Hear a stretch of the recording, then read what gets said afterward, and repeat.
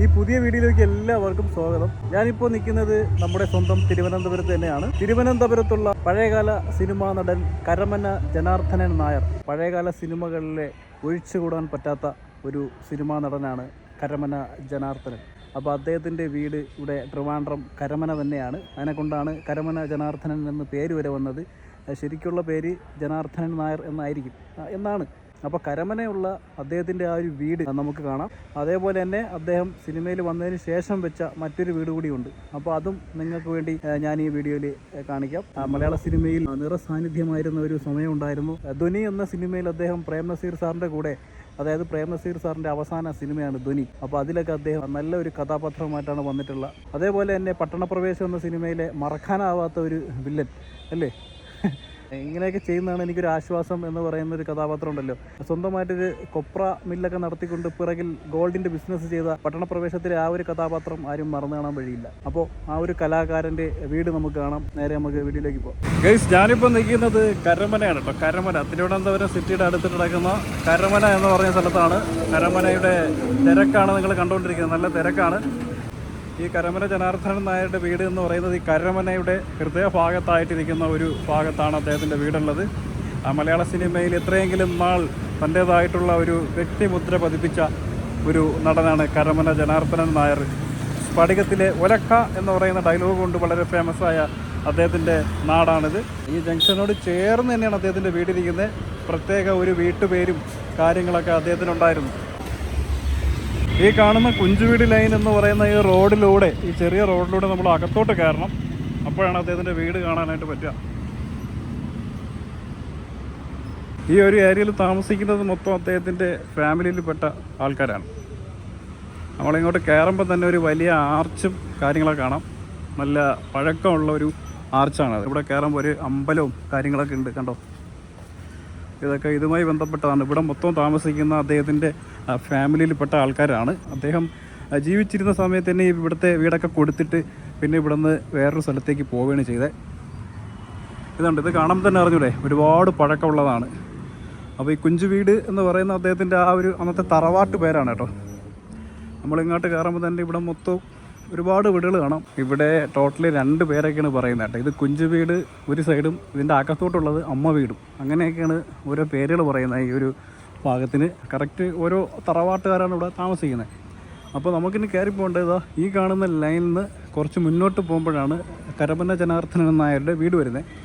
എന്നാൽ അദ്ദേഹത്തിൻ്റെ മക്കളൊന്നും ഇവിടെയല്ല താമസം. എന്നാൽ അദ്ദേഹം കുറേ നാൾ താമസിച്ച സ്ഥലം ഇവിടെയാണ്. അദ്ദേഹം സിനിമയിലുള്ള സമയത്ത് തന്നെ വിറ്റിട്ട് പോയതാണ്. ഗൈസ്, ഇനി നമ്മൾ കാണാൻ പോകുന്നതാണ് പഴയകാല സിനിമാ നടൻ കരമന ജനാർദ്ദനൻ നായർ എന്ന് പറയുന്ന മഹാ അഭിനയ കുലപതിയുടെ ആ പഴയ വീട്. അദ്ദേഹം ജനിച്ച വീടാണ് എന്ന് വേണമെങ്കിൽ പറയാം. അത്രയ്ക്കും ഒരു പഴക്കമുള്ള വീടാണ്. അദ്ദേഹം കുറേ നാൾ താമസിച്ചത് ഇവിടെയാണ് സിനിമയിലുള്ള സമയത്ത്. അദ്ദേഹത്തിൻ്റെയൊക്കെ അമ്മയുടെയൊക്കെ സമയത്തും ഉള്ളൊരു വീടാണ്. കണ്ടിട്ടൊരു പഴക്കമുള്ള വീടായിട്ടാണ് തോന്നുന്നത്. ഈ കാണുന്ന വീടാണ് അദ്ദേഹത്തിൻ്റെ വീട്.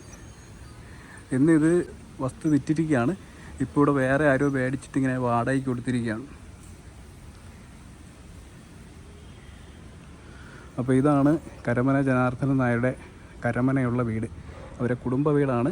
ഇത് മിക്കവാറും അദ്ദേഹത്തിൻ്റെ അമ്മയുടെ സമയത്തൊക്കെ ഉള്ള ആ ഒരു വീടായിരിക്കും. കാരണം അത്രയും ഒരു പഴക്കം തോന്നുന്നുണ്ട്. ഇങ്ങനൊരു വീട് ഇവിടെ ഉള്ളത് പലർക്കും അറിയത്തില്ല കേട്ടോ.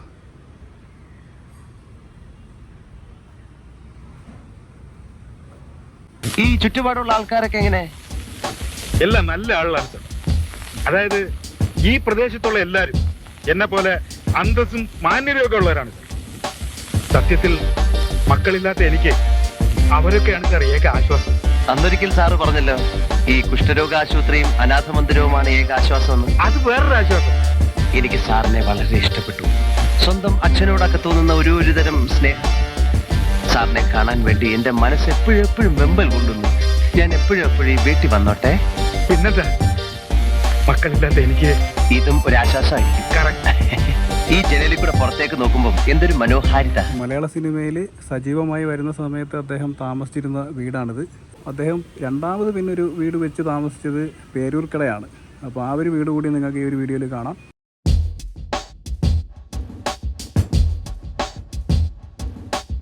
അപ്പോൾ ഞാൻ ഇവിടെ നിന്ന് ഇറങ്ങി നേരെ കരമന ജനാർദ്ദനൻ നായരുടെ പേരൂർക്കടയുള്ള വീട്ടിലേക്ക് ഇനി ഞാൻ പോകുന്നത്.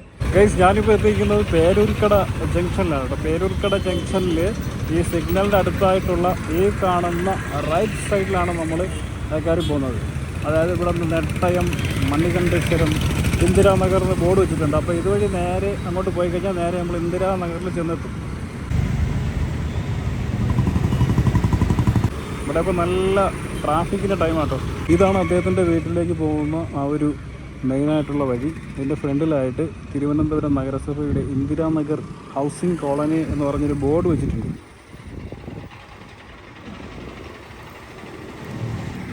അപ്പോൾ ഇവിടെ നമ്മൾ നേരെ പോയിട്ട് ഇടത്തോട്ട്, ആ ഫസ്റ്റ് കാണുന്ന ഇടത്തോട്ട് തിരിഞ്ഞു കഴിഞ്ഞാൽ ഉടനെ മൂന്നാമത്തെ വീട് അദ്ദേഹത്തിൻ്റെതാണ്. പേരൂർക്കട ഇന്ദിരാനഗറിനകത്താണ് ഞാനിപ്പോൾ നിൽക്കുന്നത്. അപ്പോൾ ഇന്ദിരാനഗറിനകത്ത് നമ്മുടെ കരമന ജനാർദ്ദനൻ സാറിന് ഒരു വീടുണ്ട്. അപ്പോൾ ആ ഒരു വീട് കൂടെ നിങ്ങളൊന്ന് കാണിച്ചു തരാം. ഇവിടെ ഒരുപാട് വീടുകളുണ്ട്. ഇതൊരു ഹൗസിംഗ് കോളനി എന്ന് വേണമെങ്കിൽ പറയാം. അത്രയ്ക്കും വീടുകൾ നിറഞ്ഞിരിക്കുന്ന ഒരു ഭാഗമാണ്. രണ്ട് സൈഡിലും ഇഷ്ടം പോലെ വീടുകൾ. അതായത് നമ്മുടെ ഈ പേരൂർക്കട സിറ്റിയിൽ നിന്ന് കുറച്ച് ഉള്ളിലോട്ട് വരുമ്പോഴാണ് ഈ ഒരു സ്ഥലമുള്ളത്. ഇവിടെ ഭയങ്കര നായ്ശല്യമാണെന്ന് തോന്നുന്നുണ്ട്. ആൾക്കാർ വടിയൊക്കെ ആയിട്ടാണ് പോകുന്നത്. മുന്നിൽ കാണുന്ന ഈ ഒരു വീടാണ് അദ്ദേഹത്തിൻ്റെ വീട്. ഒരു പഴയ മോഡൽ ടച്ചിലുള്ള വീടാണ് കേട്ടോ.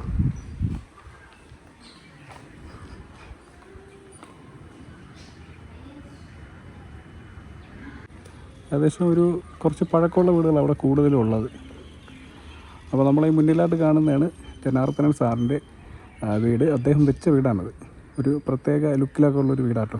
ഫ്രണ്ടൊക്കെ കണ്ടില്ല, ഒരു പഴയ മോഡൽ ഇഷ്ടികയൊക്കെ നിരത്തി വെച്ചുണ്ടാക്കിയൊരു വീടാണ്.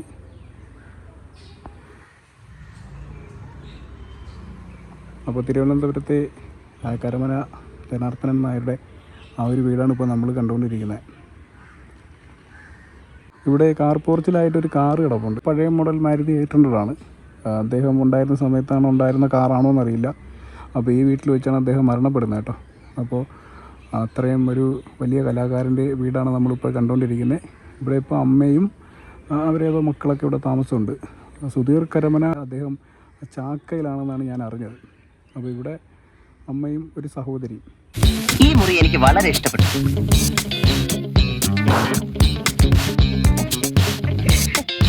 ഇതെന്റെ സ്വന്തം കമ്പിളിയാ. ഞാൻ പതിവായിട്ട് പറയാറുള്ളതാ. ഇവിടെ തന്നെ ആയിക്കോട്ടെ, ഞാൻ ചോദിച്ചില്ലല്ലോ. അല്ല, പറഞ്ഞതേ ഉള്ളൂ. തിരുവനന്തപുരം കരമനയിൽ കുഞ്ചുവീട്ടിൽ രാമസ്വാമി അയ്യരുടെയും ഭാർഗവി അമ്മയുടെയും മകനായി 1936 ജൂലൈ 25 കരമന എന്നറിയപ്പെടുന്ന കരമന ജനാർദ്ദനൻ നായർ ജനിക്കുന്നത്. കോളേജ് പഠന സമയത്ത് തന്നെ സ്റ്റുഡൻസ് ഫെഡറേഷനിലൊക്കെ സജീവമായിട്ട് പ്രവർത്തിച്ചിട്ടുണ്ട്.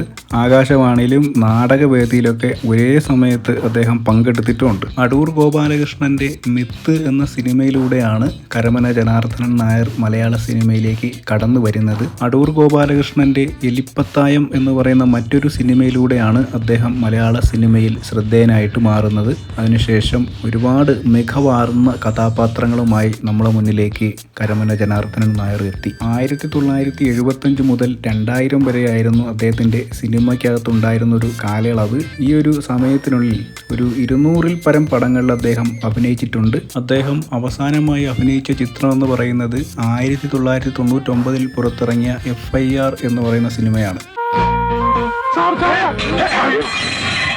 റാസ്കൽ, മനസ്സിലായോ?